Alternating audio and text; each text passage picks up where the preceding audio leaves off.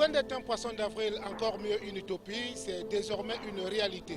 La saison a bel et bien été lancée à la Fédération camerounaise de Nanbudo, cette discipline si chère au Doshu Soke Yoshinao Nanbu, une saison, une ouverture de saison très mémorable, si tant est qu'il y avait près d'un demi-millier de Nanbudoka qui sont venus des 4 coins du berceau de nos ancêtres pour assister, n'est-ce pas, à cette ouverture de saison, surtout lorsqu'on sait et lorsqu'on pense que le Nanbudo sort d'une véritable crise et même d'une certaine hibernation. Alors, dès aujourd'hui, c'est véritablement parti, véritablement lancé pour le Nanbudo camerounais.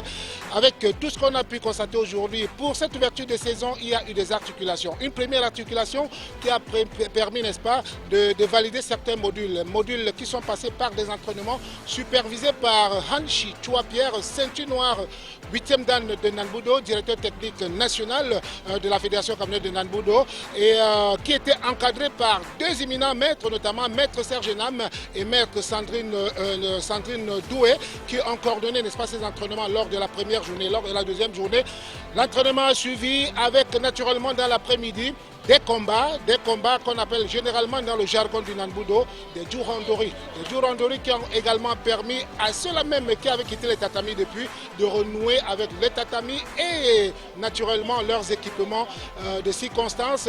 Question de rivaliser d'adresse et de performance. Au menu donc, il y avait des Djurandori.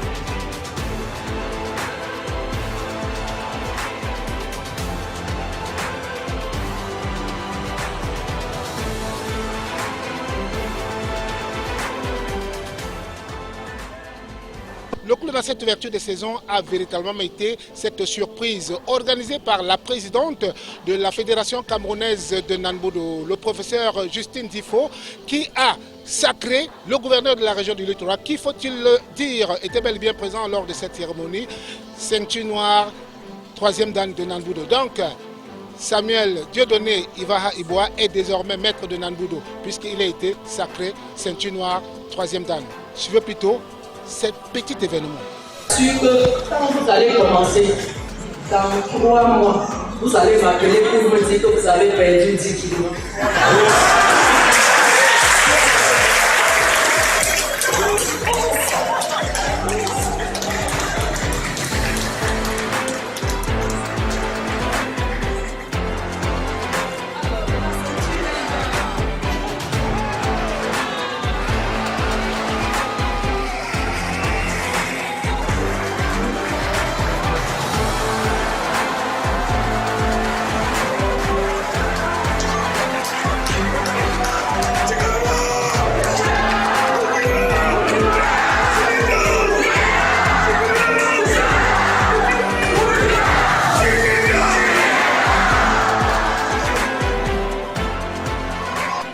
Et juste après cela, elle a prouvé qu'elle est une véritable Nanbudokate, si tant il est qu'elle n'était pas là comme simple présidente.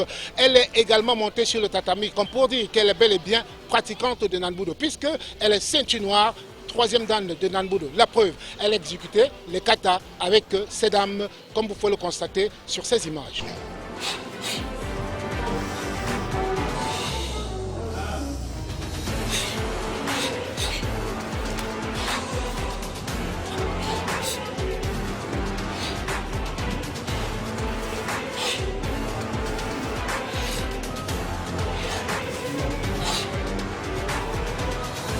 Nous avons là le tapis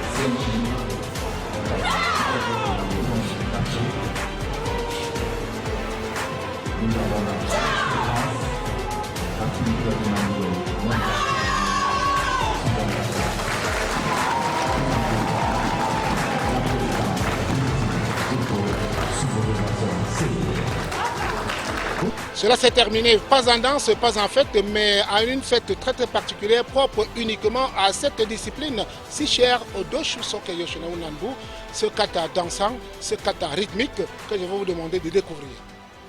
Assis et même couché, nous pouvons parvenir à entretenir notre santé.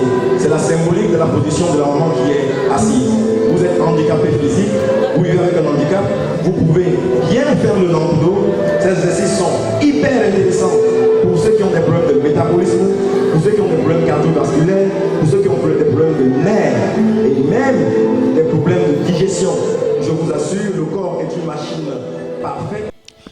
Voilà, ainsi s'achève donc cette vertu de saison que vous avez pu découvrir en quelques mots, en quelques minutes. Hein, les bonnes choses ayant toujours une fin. Nous sommes arrivés au terme de cette édition. Merci de nous avoir suivis. À plus tard.